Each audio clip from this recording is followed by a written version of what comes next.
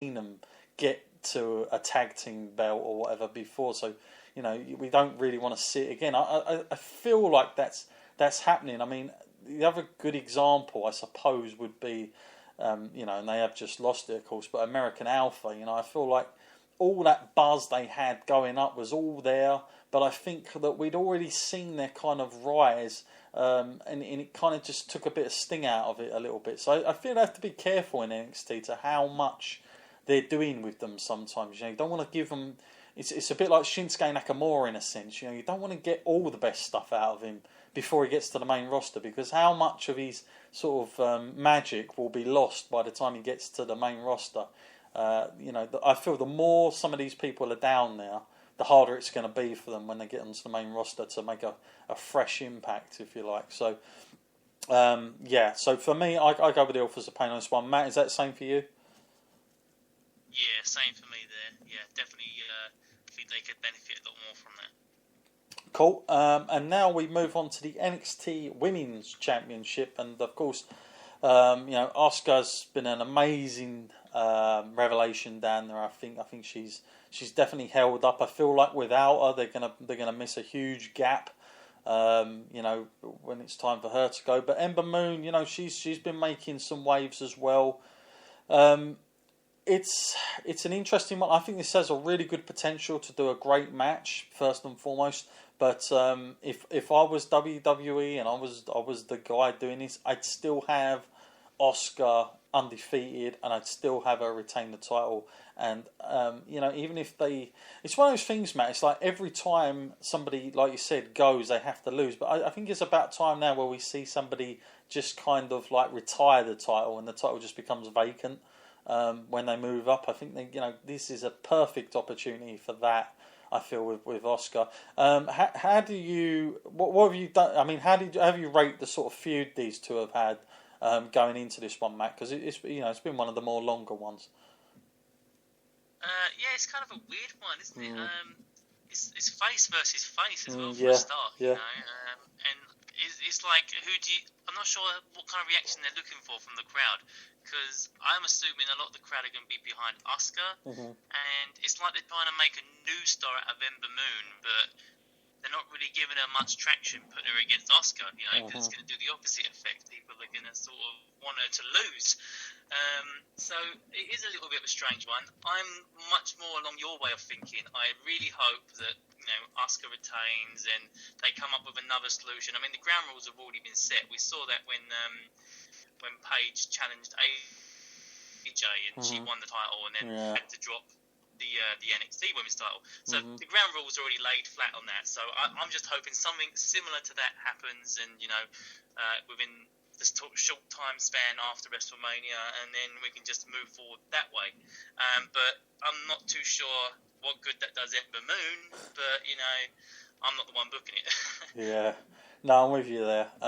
So I'm definitely, you never know with WWE, because are they definitely gonna want a title change on this night? Possibly. So I think you've got to think of that. You got to think of the whole night. Will it be this one or will it be the other main event?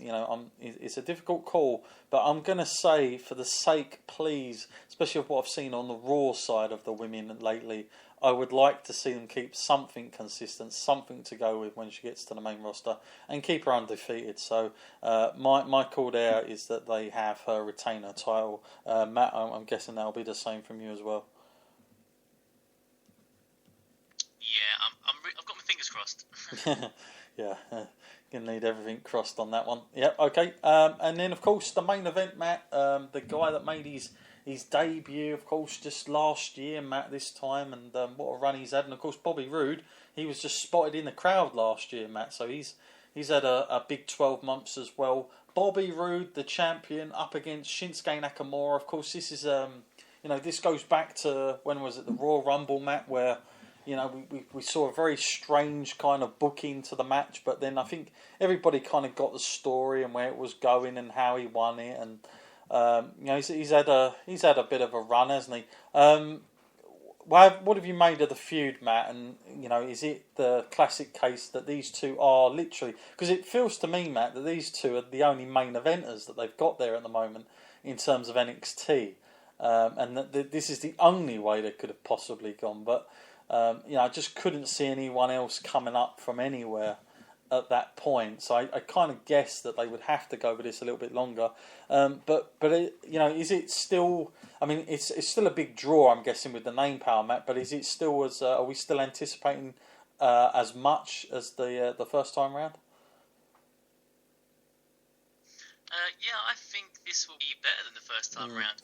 I think, like, the first time it was all the work to set up towards this match. Sure. I feel like we didn't get 100% of what we could have had last time because they were going to go with the injury angle. Yeah. And, that would sort of tank the win a little bit. But this time it's going to be different and it's going to be a WrestleMania kind of quality match. Mm-hmm. I'm all for that, really. I mean, I kind of knew this was coming like months ago when we first saw Bobby Roode win, and I was glad that he won because I'm glad he get a little bit expedited track towards the main roster. Yeah. Once you get that title, you're not far off. But I kind of feel like Shinsuke's been down there way too long as well. So, in my opinion, in the first come first serve kind of way, Shinsuke should not win this for the hope that he might get called into the main roster.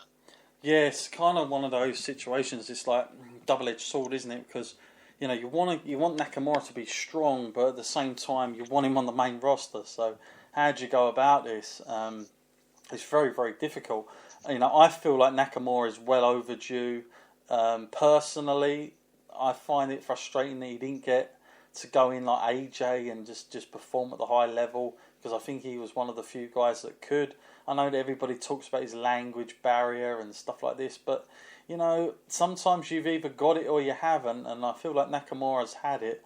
And similar to what I was saying earlier, you don't want them to lose too much of their magic, and I feel the longer he's on NXT, the more dampened that sort of strong effect is going to be of him when he gets to the main roster. Because I feel like they're doing like all the amazing entrances we've seen. It's a bit like Finn Balor, Matt. I mean, you look at all the entrances he's had in NXT, and then when he finally got to Raw, weren't all that great, was it? So you don't want him to do everything down in NXT. I think that's what I'm trying to get at here. And you can bet your bottom dollar, similar to Bobby Roode's amazing entrances, by the way, as well. Are they going to get that kind of treatment when they get to the main roster? Probably not. So you're kind of thinking to yourself, their best days were in NXT, a lot of these people. And I don't think that's how it should be coming across. So I kind of feel like, you can bet your bottom dollar Nakamura will have an amazing entrance again. Bobby Roode will probably have the same. But, you want this stuff to kind of happen on the main roster. It's a tough one for me to call this one, because I feel like if it was, if I could say that they'll vacate the title, I would definitely go with Nakamura. But I kind of got a feeling that that's not going to be the case, and maybe it's Bobby Roode is going to have that longer time because Nakamura's been there that little bit longer. But it would mean there's no title changes on my predictions, which is a tough one to say. So it's what's stopping me from saying this one. I'm gonna go with my gut on this one. I just got a feeling Nakamura wins this one, Matt. That's my thought on that one. How about you, Matt? Yeah, like you said, it's an incredibly tough one, but the other thing that sways my mind is the amount of time the title went back and forth on Joe and Nakamura. Yeah, I could see Nakamura winning this just to extend this to one more pay-per-view, because like if Nakamura lost, like who would be Roode's next challenger? I don't think anyone's ready to step up to that level, so I think they're going to have to go to another match. So I'll go Nakamura as well. Okay, yeah, fair enough. So that is the NXT TakeOver, folks, and don't forget that's Saturday night. It's going to be a good night. I'll definitely be watching that for sure. Getting myself buzzed up for that, no doubt about it. Matt, I think we should take some more questions now. We've got a few coming in as well, so let's move on, shall we, with some of these. We've got one from Dennis here. Hi, I think Balor is coming out at WrestleMania to help Seth Rollins. Your thoughts? Well, that's an interesting theory. I would probably say I'm not a massive fan to that one. I just think does WrestleMania need it? Does Seth need it? I don't know. I mean, I think I'd prefer to see the guys that have been around that feud a little bit more, like Sami Zayn and Joe, get involved in it as opposed to Finn Balor. I just think Finn Balor maybe on Raw could be a better call on that one. Just my opinion. Matt, what about you? I mean, is that something Finn Balor could get involved with on WrestleMania night? I would not really. It's hard for me to say this. I wouldn't want to see him there tonight, but I do want to see him because I'm anticipating his return so much. But I don't think WrestleMania is the right time for him. I think he needs to stand in his own spotlight, and if he was to go out there and help Seth, it's kind of lumping him in a sort of team situation with him. And I think he's too much of a great character to be used like that. I think he needs to stand on his own 2 feet and have his own storyline and make full use of that demon character he has, or that they may use in a situation that comes out once a month. Yeah, that's more than likely. I'm with you there. I just feel like Raw will be the better place, but you never know, Dennis. You never know if it's worked properly. Could be good. Okay, Joel B now. What's the best way to watch WrestleMania? Box office? ? Well, personally, listen. If you've got the internet, sign up to the WWE Network, because I don't know how much Sky Box Office is charging you for that, but I'm guessing, Matt, it's at least £16, something like that, isn't it? £19, I don't know. But you are better off getting the network, and you can cancel. I mean, you get it for free for a month anyway, don't you? And they still doing that deal? I don't know if that happens now, but I'm sure. But in any case, $9.99 is going to be better than paying a one-off box office. Plus, you're going to get the Hall of Fame and NXT on it. You can't get that with Sky Box Office. And not only that, you can watch about 10,000 hours of all the other WrestleManias and all the other shows. So my advice would be, if you've got the internet, get the WWE Network, sign up to it, and if you only wanted to watch WrestleMania, then just cancel at the end of the month. It's as simple as that, really. I think it's your best chance. And if you're a new customer altogether, you'll probably get the first month free anyway. So, yes, definitely go with that one. I wouldn't go with Sky Box Office unless you absolutely haven't got the internet. That would be my recommendation. I guess that's same from yours there, Matt.